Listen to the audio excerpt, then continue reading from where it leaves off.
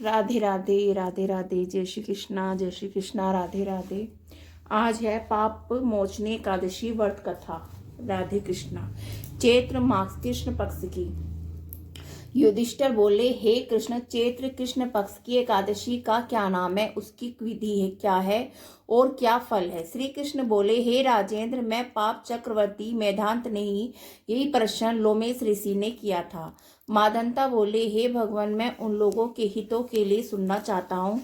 चैत्र के कृष्ण पक्ष की एकादशी का क्या नाम है, उसकी क्या विधि है, सो कृपा करके कहिए। लोमेश ऋषि बोले, चैत्र कृष्ण पक्ष की पाप मोचनी एकादशी है। वह पिशाच योनि को दूर करने वाली, कामना को सिद्ध को करने वाली, पापों को दूर करने वाली, शुभ फल और धर्म को देने वाली। इस विचित्र कथा को सुनिए। प्राचीन समय में बसंत ऋतु में कुबेर का चैत्र रथराम का वन फूलों से शोभित था। वहां गंधर्वों की कन्या किन्नरों के साथ विहार करती थी। इंद्र आदि देवता भी वहां पर क्रीड़ा करते थे। चैत्र रथ वन से सुंदर कोई दूसरा वन नहीं था। उस वन में मुनि लोग तपस्या करते थे। वहां मेधावी नाम के मुनि भी निवास करते थे। वहां अप्सराओं ने मुनि को मोहित करने का प्रयत्न किया। मंजू घोष नाम की अप्सरा सोचने लगी और उनके भय से आश्रय से एक कोस की दूरी पर खड़ी हो गई तथा सितार को बजाकर मीठे स्वर से गाने लगी। पुष्प चंदन से युक्त गाती हुई उस अप्सरा को देखकर कामदेव ने शिवजी के भक्त उन पर मुनीश्वर को जीतने की इच्छा हुई। शिवजी के वर को स्मरण करके उनके शरीर में प्रविष्ट हो गई। अप्सरा की मुक्तियों को धनुष बनाकर कटाक्ष का प्रचंड बनाई। पलक समेत नेत्रों को बाण बनाकर, स्तनों को पर्णकुटी बनाकर विजय के लिए आ गया। मंजू घोष कामदेव की सेना की तरह थी। मेधावी ऋषि को देखकर वह भी कामदेव से पीड़ित हो गई। यौवन के सुंदर शरीर वाले श्वेत यज्ञों पवित्र धारण किए हुए मेधावी ऋषि भी दूसरे कामदेव की तरह शोभित हो रहे थे। मेधावी मुनि सुंदर च्यवन ऋषि के आश्रम में रहते थे। मंजू घोष मुनीश्वर को देखकर दूर खड़ी हो गई। कामदेव के वश में होकर मन स्वर से गान करने लगी। उसकी चूड़ी, कंदनी और निप्रो की झनकार से वन गूंजने लगा। हाव भाव सहित गाती हुई अप्सरा को देखकर मुनीश्वर भी कामदेव की सेना के वशीभूत हो गए। मंजू घोष आकर मुनि को कामदेव के वशीभूत देखकर हाव भाव कटाक्ष से मोहित करने वाली, वीणा को नीचे रखकर मुनीश्वर का ऐसा आलिंगन करने वाली जैसे वायु से कापी हुई बेल पेड़ से लिपट जाती है, उसके शरीर को देखकर वह मुनीश्वर भी उसके साथ वन में रमण करने लगे। मेधावी मुनि शिव तत्व को भूलकर कामदेव के वशीभूत हो गए। रमन करने से कामी मनुष्य को दिशा और दिन रात का ध्यान नहीं रहा। मुनीश्वर को भोग विलास में बहुत समय बीत गया। आचार का लोभ हो गया। तब मंजू घोष ने स्वर्ग लोक जाने का विचार किया। चलते समय वे स्मरण करते हुए मुनि से बोली कि मुझे अपने घर जाने के लिए आज्ञा दीजिए। मेधावी बोले, हे सुंदर मुख वाली, तू आज संध्या को आई है। प्रातः काल मेरे पास निवास कर। मुनि के इस वचन को सुनकर वे डर गई। फिर उस मुनीश्वर के साथ विषय करने लगी।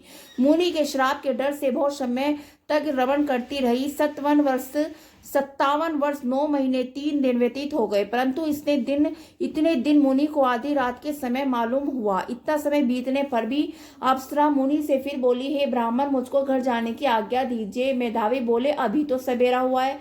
मेरी बात सुनकर जब मैं संदेह करूं तब तुम यहाँ ठहर।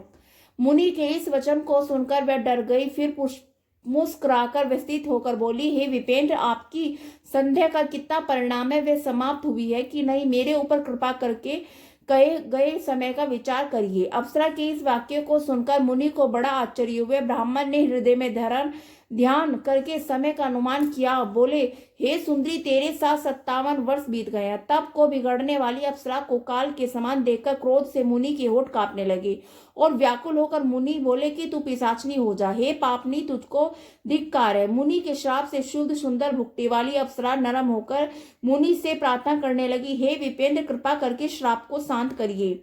सज्जनों का वचन और संग 7 कदम चलने पर भी फल देता है। आपके साथ मुझको भी बहुत समय बीत गए, इस कारण हे स्वामी, मेरे ऊपर कृपा करिए। मुनि बोले, हे वृद्धे, मैं क्या करूं? तूने मेरा बड़ा भारी तप नष्ट कर दिया। तथापि मैं तुझको श्राप दूर करने का उपाय बतलाता हूं, उसे सुनो। चैत्र कृष्ण पक्ष में संत पापों को नाश करने वाली पाप मोचनी नाम की शुभ एकादशी होती है। हे शुभ, उसका व्रत करने से पिशाच योनि छूट जाती है। यह कहकर वे मेधावी पिता की आश्रम चले गए। मेधावी को हुआ देखकर च्यवन ऋषि बोले, हे पुत्र, तूने यह क्या किया? सब तपस्या को नष्ट कर दिया। मेधावी बोले, मैंने अप्सरा के साथ रमण किया है, बड़ा भारी पाप किया है। अब प्रायश्चित बताइए जिससे पाप दूर हो जाए। च्यवन बोले, हे चैत्र के कृष्ण पक्ष में पाप मोचनी एकादशी होती है। हे पुत्र, उसका व्रत करने से सब पापों का समूह नष्ट हो जाता है। पिता, इस वचन को सुनकर मुनि ने उत्तम व्रत किया। मुनि का पाप दूर हो गया और धर्मात्मा हो गए। यह मंजू घोष भी इस व्रत को करके पाप मोचनी के व्रत के प्रभाव से पिशाच योनि से छूट गई। दिव्य रूप धारण करके वे सुंदर अप्सरा स्वर्ग को चली गई। इस व्रत के करने से बहुत पुण्य मिलता है। इस दिन चिरंजी का सागर लिया जाता है। श्री कृष्ण गोविंद हरि मुरारी, हे नाथी नारायण वासुदेवा, हे नाथी नारायण वासुदेवा, हे नाथी नारायण वासुदेवा। श्री कृष्ण गोविंद हरि मुरारी, हे नाथी नारायण वासुदेवा। राधे राधे राधे राधे राधे।